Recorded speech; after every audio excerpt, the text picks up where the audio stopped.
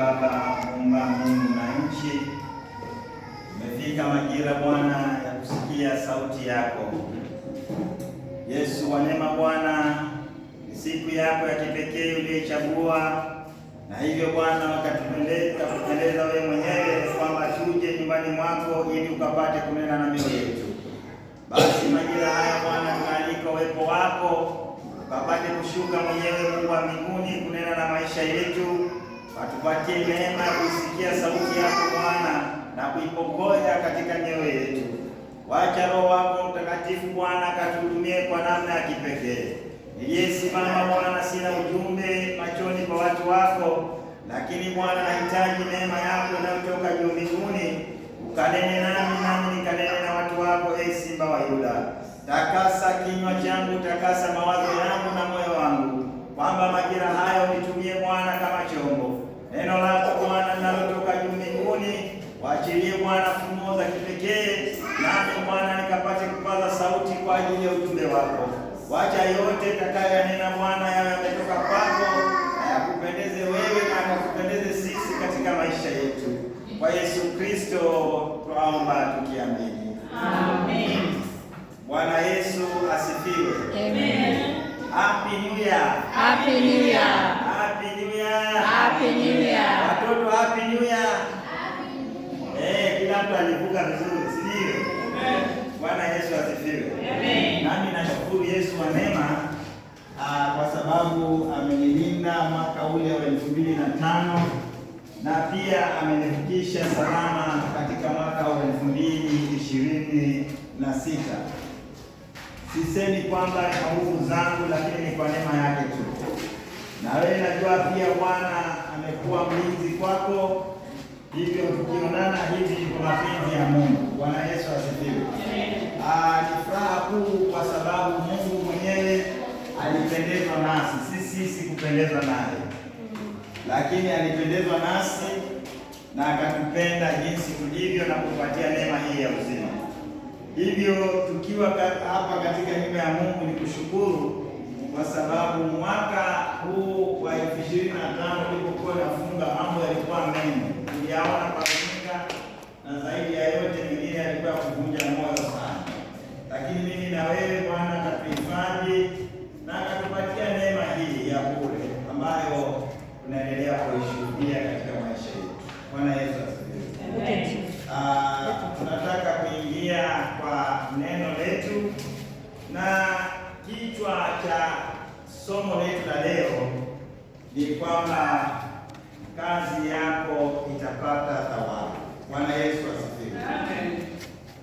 Mungu ameona ni vyema tuanze mwaka huu ikiwa ni Jumapili ya kwanza ya mwaka huu wa 2026. Anatuambia ya kwamba kazi zetu zitapata thawabu. Bwana Yesu asifiwe. Amen. Hapo Bwana, thawabu ni malipo ambayo hupewa mtu baada ya kazi fulani. Bwana Yesu asifiwe. Amen. Lakini hapa kuna thawabu zingine zikakuja kwa haraka sana na zingine zikakaa kwa muda pasipo wewe kuona majibu yake. Bwana Yesu asifiwe. Amen. Na si kwamba hutalipwa, utalipwa, lakini kuchelewa kwa thawabu ile si kwamba Mungu hataweza kuyatimiza hayo. Ndio maana hapa anasema uizuie machozi, usilie, kwa sababu kazi yako itapata thawabu. Bwana Yesu asifiwe. Amen. Ni kwa sababu huenda kwamba umefanya kazi fulani katika nyumba ya Mungu, katika utumishi wake. Bwana Yesu asifiwe. Amen. Na ukakaa katika hali ya kutafuta Bwana, lakini ikiwa katika hali ile ya kutafuta Mungu na kukaa katika mapenzi yake, mpendwa, ukawa unapitia changamoto fulani ambazo hazikuwa kupata majibu kwa wakati unaotaka. Bwana Yesu asifiwe. Ukaenda mpaka ukafika mahali ukawa umevunjika moyo, uko ndani ya nyumba ya Mungu lakini unalia. Bwana Yesu asifiwe. Ikafika mahali ukasema, mimi hata sioni maana ya kumtumikia Mungu, sioni maana ya ile kanisa ninayoenda, sioni ni maana ya yale maombi nayo naomba. Bwana Yesu asifiwe. Lakini si kwamba wewe Mungu haoni, ni kwamba Mungu ameandaa thawabu juu ya yale yote, lakini kwa wakati ambao yeye umempendeza. Bwana Yesu asifiwe. Ni kwa sababu kazi tunayoifanya ya Bwana si sisi tunaojua majira ya malipo, bali yeye anajua majira ya kila mtu atakayomlipa. Bwana Yesu asifiwe. Ndio maana kila mtu atalipwa sawasawa na matendo yake kwa wakati wake na majira ya Bwana atakapotimia. Bwana Yesu asifiwe.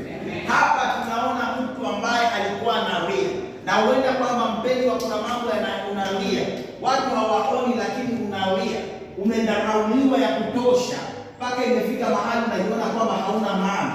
Kuna vitu umeweza kufanya kuona kwamba mimi hapa pengine naweza kutamanika, lakini haukuweza kutamanika kwa sababu hata yule unayemfanyia pengine haoni thamani ya yale unayofanya. Ndio maana unafika mahali unalia ndani ya moyo wako, unaanza kuvunjika moyo, unaanza kuwa mtu wa kujinung'unikia, mtu ambaye unajiona kwamba umekosa matumaini katika maisha. Tunaweza kuwa tumefikia kiwango kama hicho. Bwana Yesu asifiwe. Amen. Lakini isiwe mwisho wa wewe kumtumikia Mungu. Ni kwa sababu hayo yote yanayokuja katika maisha yako ya kushimangwa, unafikia mahali, wajua mpendwa, kama jinsi unavyomtumikia Mungu, huenda unajifananisha na dunia na unajiona kwamba viwango vyako na dunia havilingani. Bwana Yesu asifiwe. Ni kwamba wewe unajiona na mapungufu mengi sana, kiasi cha kwamba unadharau wokovu wa Bwana. Bwana Yesu asifiwe. Inafika mahali unasema, basi mimi ninamtumikia Mungu, ninafanya kazi zote, lakini mimi ndio ombaomba. Bwana Yesu asifiwe. Saa hii pengine umejaa madeni mengi sana, hata watu wanakujua kwamba wewe ni mtu wa mashida kibao. Bwana Yesu asifiwe. Na Jumapili wewe ni wa kwanza kuja katika nyumba ya Mungu. Siku ya maombi haukosekani katika manyumba ya Mungu. Unakuja ukifagia kanisa, unakuja ukifanya mambo yote yanayostahili katika nyumba ya Bwana, lakini unaona ya kwamba mambo yako hayajaweza kukaa sawa sawa. Bwana Yesu asifiwe. Amen. Basi nimekuja kukwambia siku ya leo kwamba kitu thawabu juu ya yale yote ambayo unayatenda katika nyumba ya Mungu. Ni kwa sababu Mungu anajua, anasikia kilio chetu, na hivyo yuko tayari kufuta machozi kwa wakati wake, yeye imempendeza. Bwana Yesu asifiwe. Ndio tukiangalia kitabu kile cha Mhubiri 7:8 inasema ya kwamba heri mwisho wa neno kuliko mwanzo wake. Bwana Yesu asifiwe. Ni kwa sababu unaweza kuwa umeanza vibaya. Bwana Yesu asifiwe. Ukaona kwamba itakuwaje katika maisha, unaweza anza vibaya, lakini mpendwa, hujui vile Bwana anavyotengeneza.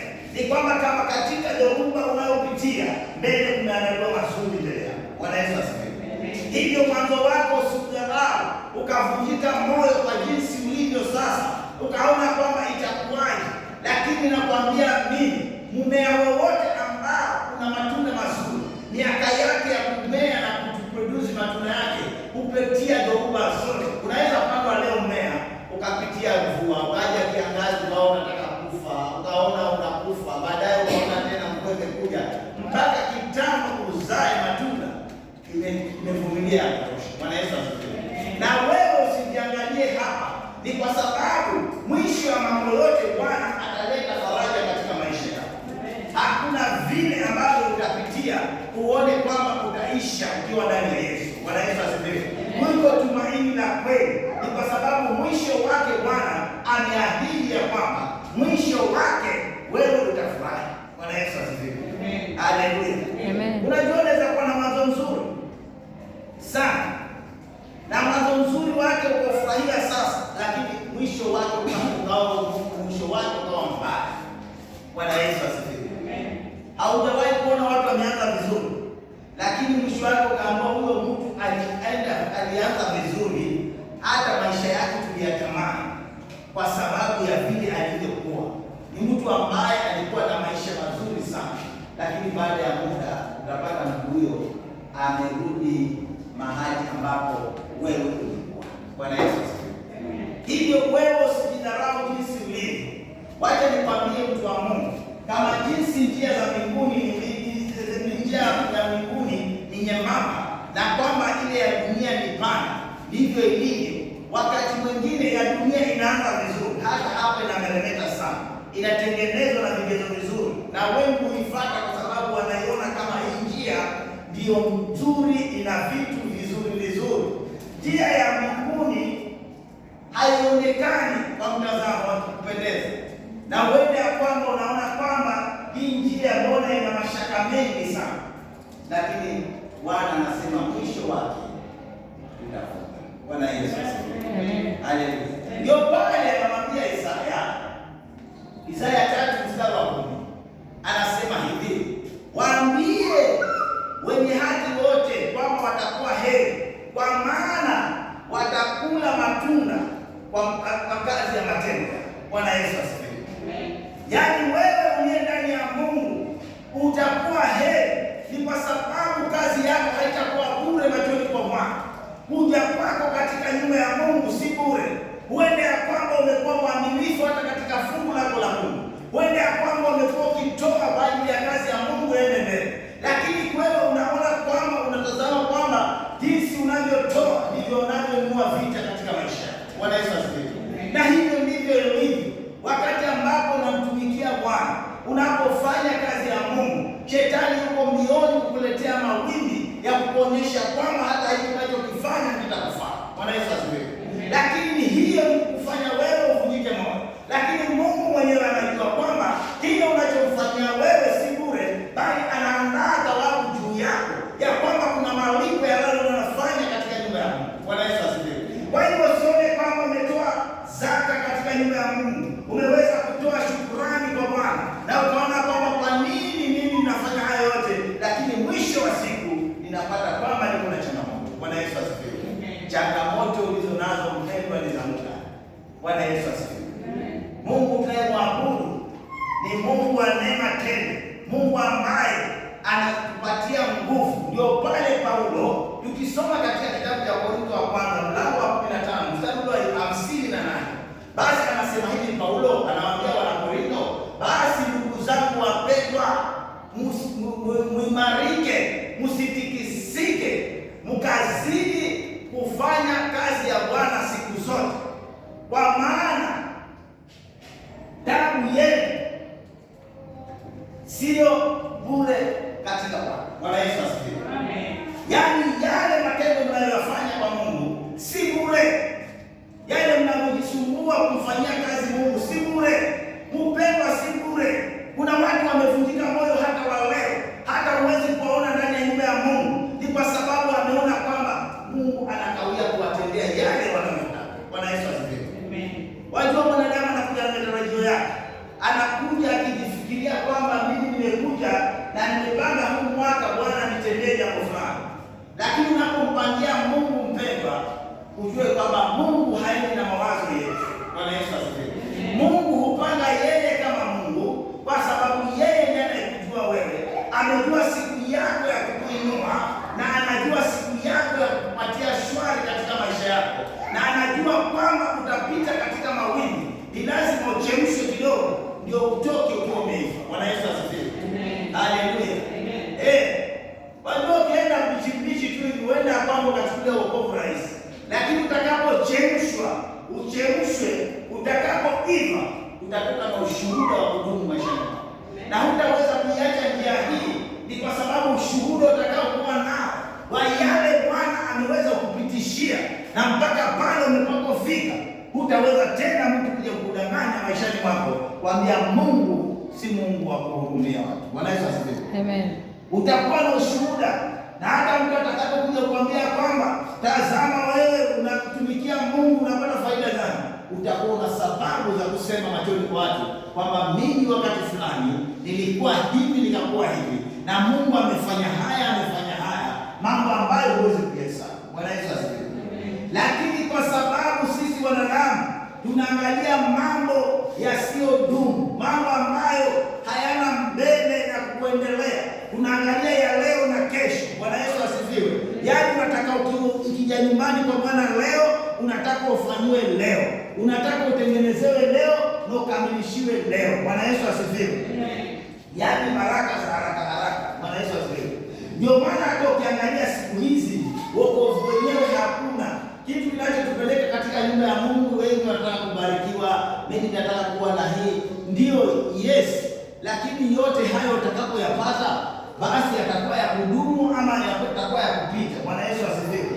Kwa sababu ukiwa na Yesu ni mtu wa kudumu, na akiwa ndani yako atakupigania katika maisha yako hadi kutoka kwako katika dunia hii.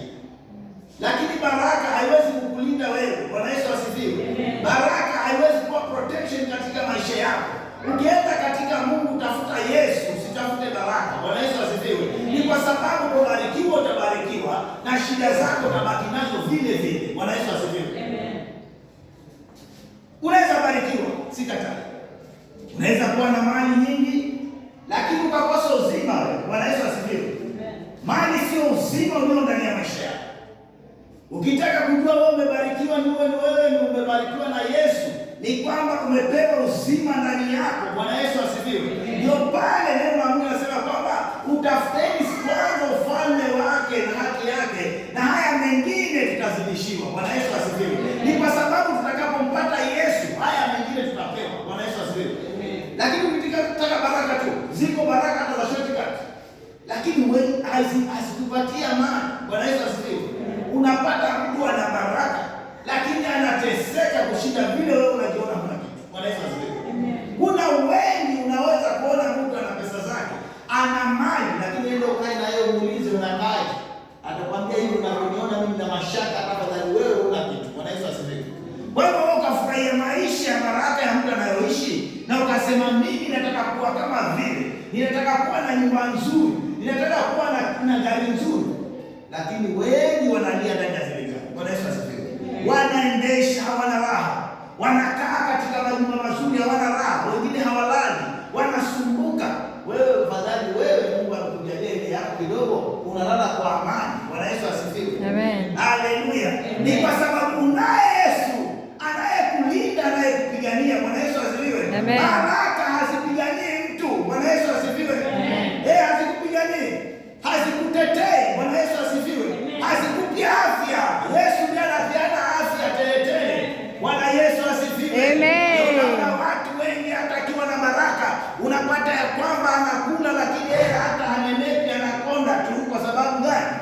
Si ile vyakula vinaonyesha, ni neema ya Mungu inayopatia mtu afya. Bwana Yesu asifiwe. Neema ya Mungu ikikaa juu yako utapatiwa uzima wa mwili, utapatiwa uzima wa roho. Bwana Yesu asifiwe. Lakini si hizi baraka za dunia. Hizi ni vitu za kupita ambazo leo unaweza kuwa nazo, kesho hauna. Lakini wewe Yesu akikaa ndani yako ni wa kudumu. Bwana Yesu asifiwe. Ndio maana utapimwa wewe mtu wa Mungu. Utapimiwa vitu. Bwana Yesu asifiwe. Uangalie uaminifu wako na Bwana. Unampenda Yesu au unapenda baraka? Bwana Yesu asifiwe. Ndio pale wengi wakiingia katika nyumba ya Mungu waje kubarikiwa kutoka. Bwana Yesu asifiwe. Kwa sababu ametafuta baraka, hakutafuta Yesu. Bwana Yesu asifiwe. Basi ukija kwa Yesu ukitafuta baraka, utakapobarikiwa tu unatoka. Ni kwa sababu mwenye aliyekubariki ulikuwa humtaki, ulitaka baraka zake. Bwana Yesu asifiwe. Lakini yule ambaye amekuja kumtafuta Kristo na akasema mimi Bwana ninakuhitaji wewe, basi hata hajapobarikiwa akiwa ndani ya Kristo atadumu kumtumikia Kristo na mali yake. Bwana Yesu asifiwe. Atasema mimi nilikuja kwa Yesu, nilimtubu, sikuwa na kitu, na Bwana akanifanya jinsi nilivyo, mimi nami nitasimama na kazi ya Mungu. Bwana Yesu asifiwe.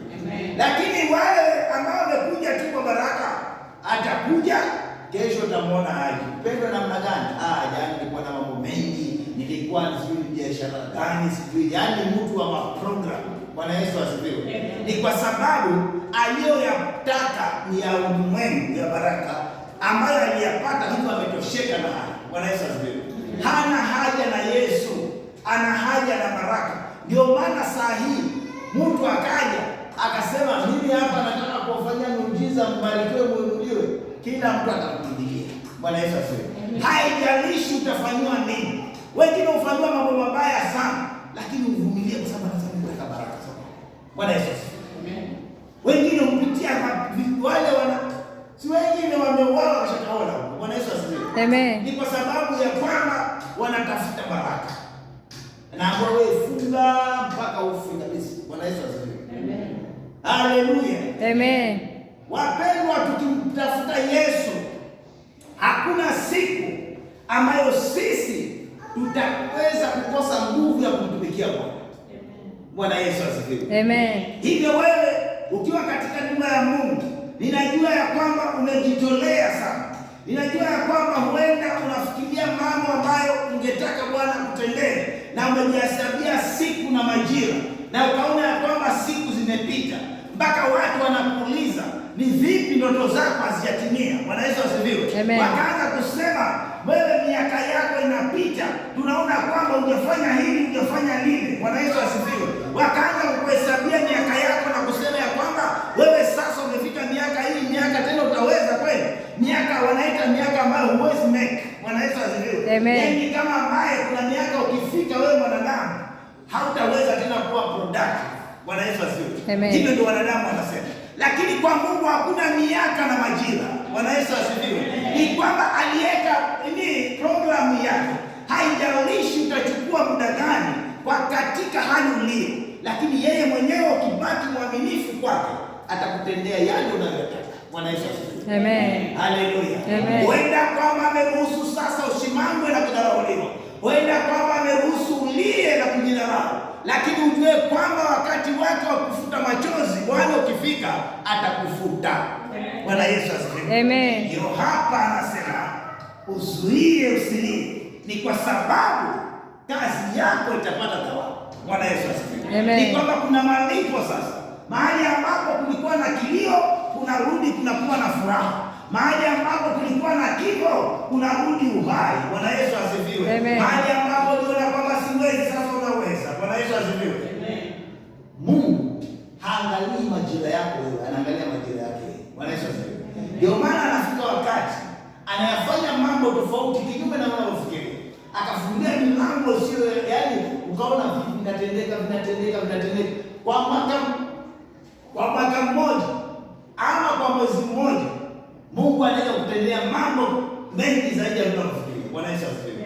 Anaweza litenda hili leo, kesho akalitenda lingine, ili kushangaza watu ya kwamba yale mateso, yale mahangaiko ulikuwa ukihangaika ukitafuta Bwana, ile kazi ulikuwa ukiifanya katika nyumba ya Mungu. Unajua wengine tumedharauliwa hata katika hali ya utumishi wetu. Naambiwa wewe unamtumikia Mungu na ndio wewe ndio una mashaka na matatizo. Bwana Yesu asifiwe. Unamaliza ibada unatoka hapo unaenda kumkopa mtu. Bwana Yesu asifiwe.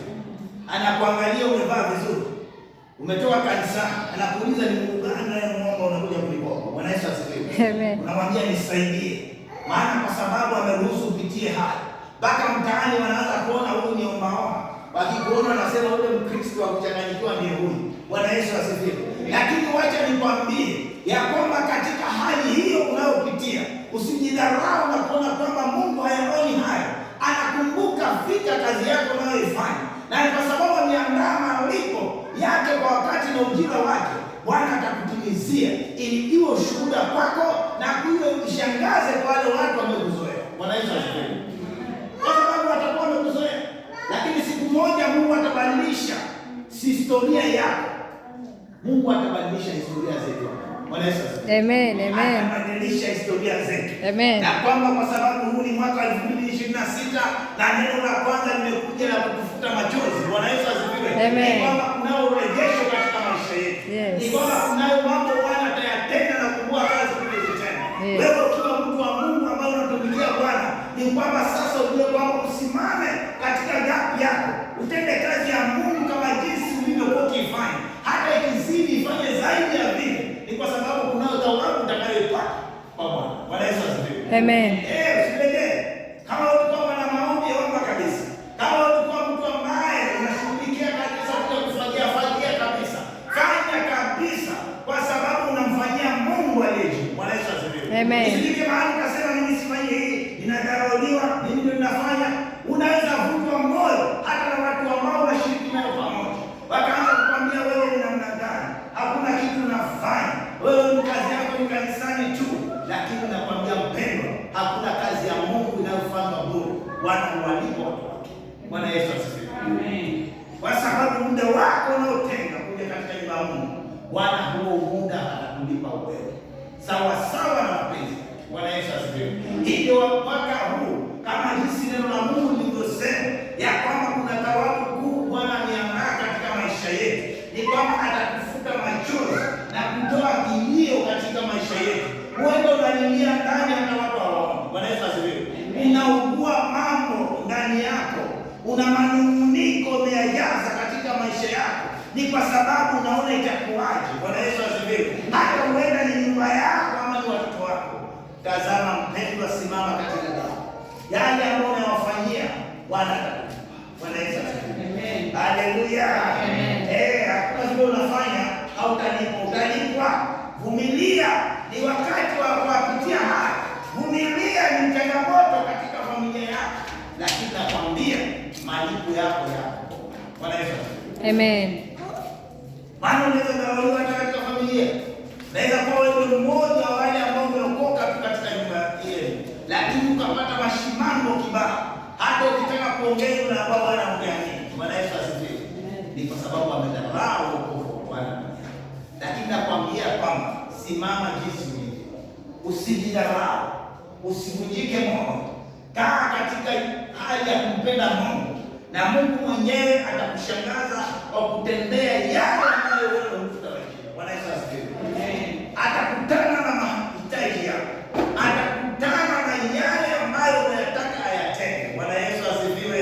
Hivyo tunataka mwaka huu tunajua kwamba ni mwaka wa kufutwa machozi, mwaka ambao mambo yale tulikuwa tunaona hayawezi yakaweze kuwezekana. Bwana Yesu asifiwe. Changamoto zile tulizokuwa nazo mwaka 2005 sasa huenda Bwana akayatoa na kutupatia neema ya kipekee. Bwana Yesu asifiwe. Tukapata breakthrough katika mambo yote. Ikiwa ni kwa biashara tutapata breakthrough. Ikiwa ni katika kazi zetu tutapata breakthrough. Kwa kila areas katika maisha yetu tutapata breakthrough. Kwa sababu Mungu mwenyewe amesimama anasema kwamba atatufuta machozi. Bwana Yesu asifiwe. Atatulipa sawa sawa na yale ambayo tunaendelea kutenda katika nyumba yake. Bwana Yesu asifiwe. Amen. Hivyo watu wa Mungu, tukae tukijua kwamba kazi tunayofanyia Bwana si bure. Kazi ile ambayo umesimama nayo mtu wa Mungu, simama nayo, endelea kuifanya. Usilegee, usifanye mtu ukavunjika moyo. Usipunguze moto wa kazi ya Mungu unayofanya. Ni kwa sababu malipo yake yanatoka kwa Bwana. Wewe mwanadamu unayetembea naye atakuvunja moyo. Atakwambia wewe bwana uko namna gani? Bwana Yesu asifiwe. Usiangalie haya. Angalia kwamba hilo unayofanyia atayatenda mambo makuu ya maisha yako. Bwana Yesu asifiwe. Basi tunakushukuru Mwenyezi Mungu.